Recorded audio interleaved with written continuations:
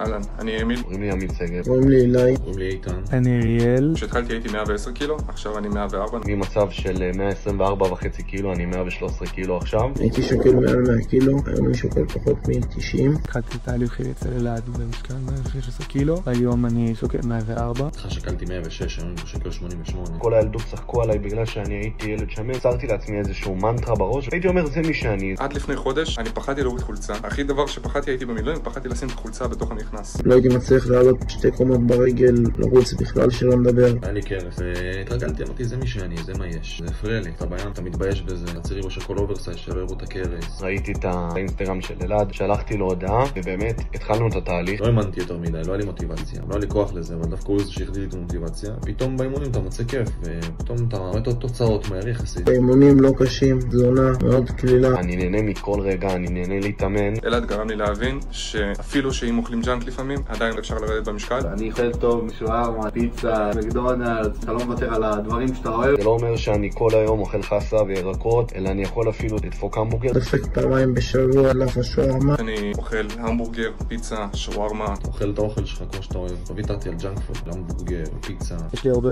קלה גם בתחושה שלי עם עצמי, הכל בתחינה בסוף הפתן. אני מבסוט רצח, אנשים מחמיאים לי, להוריד חולצה, פתאום כיף לי. עכשיו אני הולך לאירוע, ותראו אותי. החולצה בתוך המכנס ואין קרס. וזה הכל בעזרת אלעד. ואני מבסוט, נהיה לי קוביות, נהיה לי שרירי, מסתובב בים, הוא מוריד חולצה. אני רוצה להגיב על אלעד שהוא מאמן מעולה, שהוא מדבר בגובה העיניים, שהוא לא משאיר אותי לבד בסיטואציות שאני צריך אותו. נמצא שם בשבילי תמיד, מתי שאני צריך, לא משנה, שעות, לא שעות, ימים, לא ימים. הוא גם לא רק מאמן, הוא גם חבר. ברגע שאתם תצטרכו אותו, אפילו ב-12 בלילה, הוא יתקשר אליכם ויעזור לכם ממש שצריך. אם אתם רוצים לראות טוב, רוצים לרדת במשקל, דברו עם אלעד, הוא הכי מקצוען. כל מי ששוקל מעל 100 קילו, באמת אין מישהו אחר שאני ממליצה לו ללכת מאלעד. אם מישהו חושב לקחת את עצמו בידיים ולעשות, זה הזמן. אני מאוד מאוד ממליץ על התהליך הזה. כל מי שרוצה לעשות שינוי עם הגוף שלו, לעמוד מול המראה ולהיות מבסוט. הגיע הזמן שגם אתם תתחילו עם אלעד.